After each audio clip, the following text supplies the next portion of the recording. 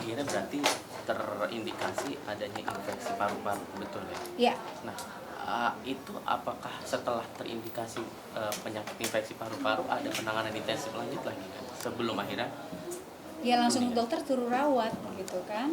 Nah, dikira cuma dirawat inap biasa aja gitu kan. Sampai awalnya pun ibu tadinya nggak bersedia mau dirawat. Gampang ini sih kayaknya mungkin minum obat aja dari dokter biasanya suka sembuh antibiotik gitu kan. minum antibiotik biasanya kan seperti itu langsung sembuh. Makanya dokter pun bilang bahwa nggak lama kok, paling 3 hari sampai 5 hari gitu dirawat. Makanya ibu bersedia untuk bolehlah dirawat karena memang dalam hidupnya ibu itu nggak pernah dirawat sama sekali. Iya, nggak pernah masuk rumah sakit baru kali ini dirawat. berarti. Iya, begitu. Akhirnya setelah ibu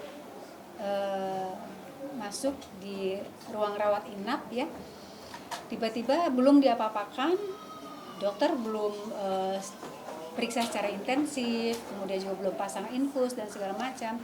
Tiba-tiba ibu kayak mengalami pingsan begitu tiba-tiba, dan suster bilang ini jantungnya berhenti begitu, detaknya, nadinya juga berhenti. Akhirnya dari dokter ditangani untuk pertolongan pertama ya.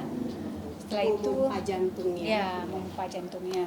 Setelah itu katanya ada lagi. Memang agak lama sih prosesnya. Jadi kenapa ibu itu langsung tidak sadarkan diri dan langsung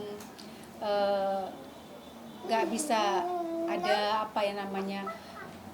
komunikasi atau apa, karena nggak sadar itu karena oksigen yang ke kepala itu nggak ada, nggak nyampe gitu, karena henti detak jantung itu.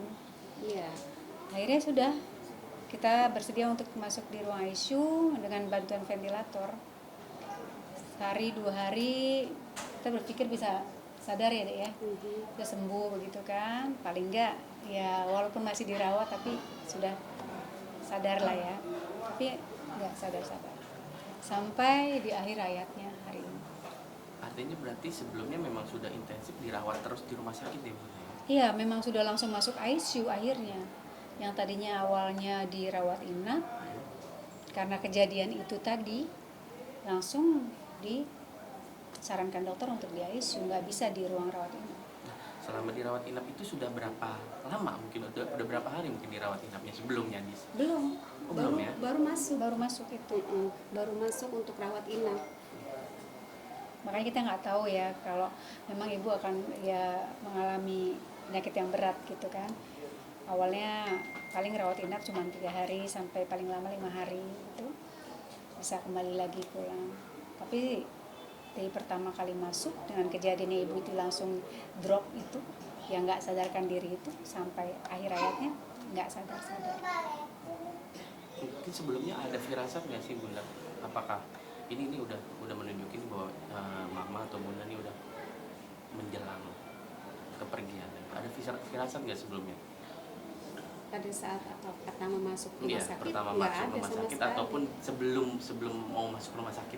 Nggak ada sama sekali, karena Justru waktu ibu mau berangkat ke rumah sakit pun masih biasa jalan kaki gitu kan, ke mobil, turun dari mobil, masuk rumah sakit pun dari lobi ke bawa tas sendiri gitu ya.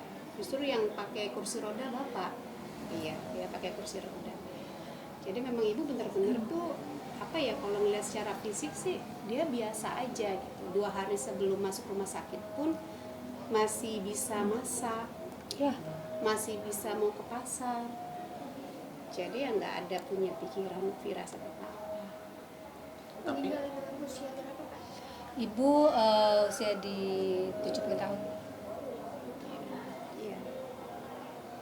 Mungkin ada beberapa keluarga yang ditinggalkan, anak berapa, cucu berapa mungkin? Kalau anak kita tinggal 4 bersaudara ya, karena kita bersaudara 6, yang 2 sudah meninggal, ada 4. Kalau cucu ada berapa? 9 ya, 9 cucu. Mungkin kenangan yang paling diingat banget semasa ibu masih hidup, ibu masih bisa beraktivitas itu apa? Yang paling diingat dan yang paling berkesan banget gitu. Iya, karena ini kan memang pada saat ibu sudah berada di ICU itu kan pada saat Ramadan ya. Jadi benar-benar kita merasakan sekali ketidakhadiran ibu yang biasanya Ramadan ibu yang paling sibuk buat bukaan makanan semuanya. Dan pada saat itu kita benar-benar sangat merasakan apa ya, perbedaan sekali, kehilangan perbedaannya banget itu gitu. sangat terlihat sekali. Jadi kita juga makannya setiap hari di luar, ya kan, tidak memikirkan lagi gitu kan, apapun masakannya yang biasanya ibu selalu yang buat ibu semua tuh masakannya. Kesenangan anaknya yang ini, kesenangan anaknya yang ini. Iya, ibu selalu perhatiannya seperti itu. Iya. Jadi kalau misalnya saya suka makanan apa, misalnya kayak soto Banjar, Iya. ibu buatin soto Banjar. Nanti Siti suka makanan yang lain lagi. Dibikinin. Jadi dia rata ya, adil gitu buat anak-anak. Dan kita nggak pernah beli ya deh. Nggak pernah Kalau beli. Ramadan itu biasanya bikin sendiri ibu ya. Ya, jadi itu benar-benar yang merasa. Dan ini nih adik-adik yang sudah merasakan semua nih masakan ibu nih gimana nih. Ada Elvi, Maya, Eva juga. Mereka yang biasa merasakan masakan ibu. Jadi merasa kehilangan pada saat Ramadan itu. Karena setiap buka ibu selalu yang buat masakan. Mungkin sebelum akhirnya ibu atau mama meninggal ya, Bunda, ada pesan atau nasihat dari beliau nggak sih? Apa sih yang ingin disampaikan, atau mungkin apa sih keinginan yang belum tercapai dari almarhum?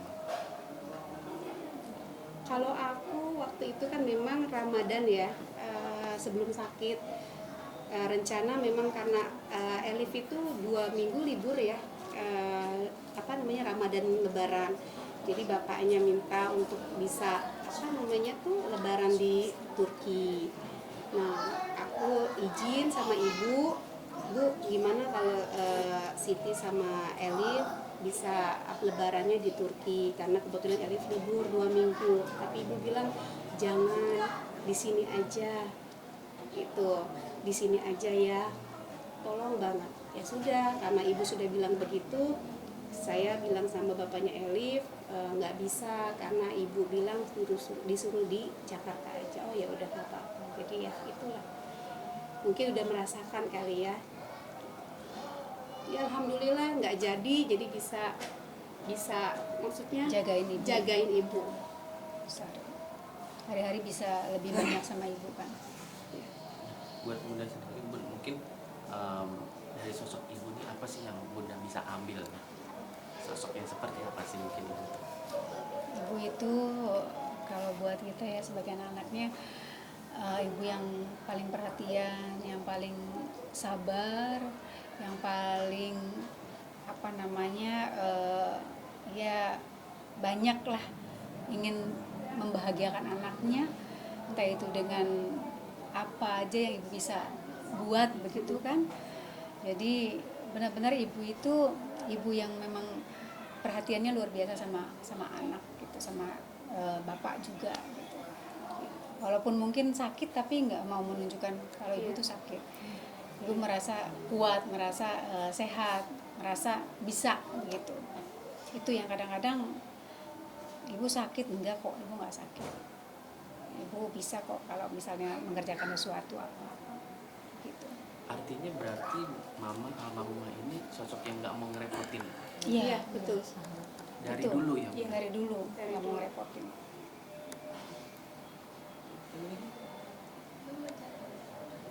Udah mungkin di akhir hayatnya tadi, apakah sempat ada komunikasi nggak, atau sempat sebelumnya mungkin ada omongan nggak? Ibu bisa ngomong nggak sih sebetulnya sebelumnya? Ya itu aja, sebelum berangkat ke rumah sakit ya, ibu cuman bilang aja gitu, jangan jauh-jauh dari bapak gitu kan, harus selalu tengokin bapak begitu, karena kan bapak yang sakit dan ibu yang selalu dampingin terus apalagi ya, pokoknya perhatikan bapak itu sih. Iya, Mungkin udah tanda-tanda. Sebelum ke rumah sakit, nanti jangan lupa ya bapak itu obatnya diminum jam segini obatnya ini. Iya. Terus juga nanti makannya juga, terus bilang air panas, dia bilang gitu, teh manis bapak dibuatnya begini itu dia udah kasih tahu, karena mau dirawat kan, jadi dia pikir harus dikasih tahu semuanya. Iya. Terus bapak sendiri gimana kondisinya sekarang, Mbak? Bapak ya lemas ya, mungkin karena Bapak juga udah usia lanjut kan, udah sekitar 83 tahun, dan tiap hari juga kemarin itu kan kita selalu lihat ibu ke rumah sakit walaupun dengan kursi roda, ada sih yang dampingin Bapak juga, tapi tetap Bapak walaupun rasanya lemas pengen sekali lihat ibu setiap harinya begitu. Setiap hari pasti bapak ke rumah sakit walaupun kondisinya udah lemah ya.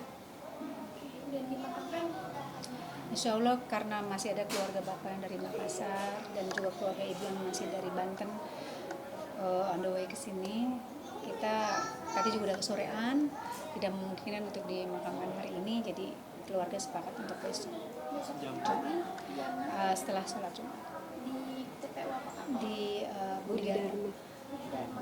Karena di situ ada makam nenek saya, kakek saya, adik saya, tante saya, jadi biar sama-sama kumpul di sana. Menunggu keluarga dari almarhum atau Iya, ada keluarga dari bapak saya, ibu saya, dan juga Yang masih dalam perjalanan. Kondisinya juga memungkinkannya, kita berpikir besok. Jadi besok kita baru bisa makamkan. Bunda mungkin dari teman-teman artis yang Banyak, alhamdulillah, teman-teman artis, rekan-rekan semuanya yang sudah memberikan ucapan bela sungkawa dan juga kiriman doanya. Terima kasih banyak perhatiannya. Mohon sekali lagi, karena memang teman-teman artis juga dekat sama ibu saya ya, kalau setiap kali ada acara silaturahmi suka datang ke rumah, dan seperti adik-adik saya ini dari KDI semuanya ini boleh dikata boleh anak-anaknya ibu lah gitu kan, Termasuk Nasar tadi ya. udah datang, tapi dia ada Nah, sama Bang Rikir ya, Bang Rikir ya, sudah datang. Terima kasih ucapan bela sungkawanya. Mohon dimaafkan kalau ibu ada kesalahan atau ada hal-hal yang mungkin baik itu enggak disengaja, kalau disengaja mohon dimaafkan. Bunda mungkin boleh cerita sedikit, ini kan ibu yang awalnya pokoknya bekas sama ayah, terus ngurusin ayah. Nah sekarang yang menggantikan semuanya mungkin bawa ke ayah atau menggantikan itu siapa? Siapa? Karena saya kan memang di sini paling boleh dikata paling tertua ya kan, dan adik saya semuanya yang laki-laki sudah pisah juga, jadi otomatis ya saya yang harus jaga bapak, mereka bapak sama Siti, karena kita ya memang masih satu rumah ya deh ya di sini.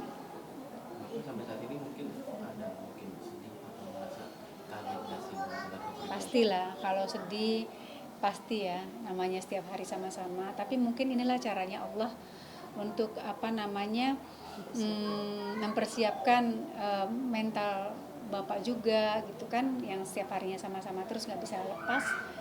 Bayangkan loh, ke pasar aja ikut loh bapak, kalau ibu ke pasar tuh pasti bapak selalu dampingin gitu kan, terus tiba-tiba harus berpisah seperti ini gitu kan, apa-apanya semuanya yang ngurusin ibu, nggak mau orang lain, sampai yang sekecil-kecilnya misalnya bikin kopi kah atau bikin teh kah, itu rasanya kan beda kalau orang lain ya. maunya sama ibu, walaupun di sini ada ya pekerja yang bisa buatin gitu kan, tapi nggak, maunya sama ibu, beda gitu.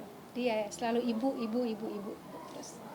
Jadi itu mungkin secara pelan-pelan ya Allah memisahkan bapak sama ibu seperti itu. Jadi sampai ibu dirawat sekitar 30 hari lebih lah ya. Seperti itu. Kasih mungkin buat Siti sendiri, sosok ibu ini seperti apa buat kamu? Iya, yang pasti ibu adalah orang yang buat Siti tuh sangat berharga dalam hidup Siti.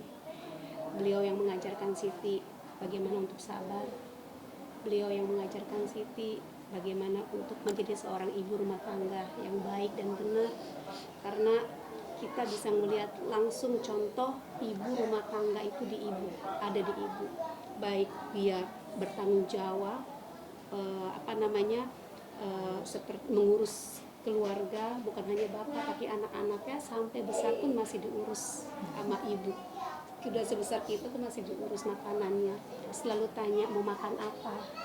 Itu yang kedua, sampai saat ini pun ibu selalu mencuci sendiri baju suaminya, tidak tergantung sama pencuci, padahal kita punya, dan menggosok sendiri. Jadi iya, jadi memang itu adalah salah satu pelajaran ya yang harus diambil. Mungkin kalau zaman sekarang hal seperti itu sudah tidak bisa kita lihat, tapi alhamdulillah saya bangga punya seorang ibu yang mempunyai dedikasi untuk benar-benar menjaga ya, bertanggung jawab untuk keluarganya. Itu buat Siti salah satu pelajaran saya. Berarti bisa digarisbawahi bahwa memang ini karena infeksi paru-paru dan akhirnya hilang jantung. Iya, karena itu tadi terhentinya detak jantung akhirnya mengakibatkan oksigen itu nggak ada di kepala. Itulah yang bikin ibu tidak sadar sampai dari awal masuk ICU sampai akhir hayat. Terhenti jantungnya itu memang langsung aja atau mungkin karena infeksi paru-paru itu juga mempengaruhi nggak sih? Kalau itu sih nggak tahu ya dia. Jadi kan kalau misalnya ada infeksi paru untuk usia lanjut seperti 70 tahun, udah tua gitu, memang tidak merasakan adanya infeksi paru. Ya, itu semua katanya untuk orang tua, dia tuh hanya merasakan sesak. Nah, ibu itu sebenarnya sesaknya udah lama. Dan mungkin ini sesaknya mungkin sudah terlalu berat sehingga ketika sesak itu oksigen itu tidak bisa memompa jantungnya tidak bisa memompa, akhirnya terjadilah pingsannya itu. Iya, jadi dia tidak terkendali kan karena napasnya tidak bisa naik ke atas. Iya, oksigennya. Jadi ya terhenti jantung sehingga mengalami pembekakan otak. Oke. Terakhir udah doa dan harapan buat teman-teman. Kita semuanya, keluarga, anak-anak, cucu, kerabat, ini juga adik-adik semuanya yang sudah seperti anak ibu sendiri juga, berharap semoga ibu diberikan lapang di alam kuburnya, diampuni segala kesalahannya, dosanya, diterima semua amal ibadahnya, karena ibu kita anaknya sudah merasakan ibu orang baik dengan siapapun. Ibu baik, orang yang dikenal maupun tidak dikenal, ibu selalu ramah, dan kita semua banyak belajar dari ibu ya, karena itu semuanya bisa ini ya, menjadi saksi. Ya, pokoknya teman-teman yang ada di sini tahu banget sosok ibu seperti apa. Jadi memang benar-benar teman-teman bisa tahu.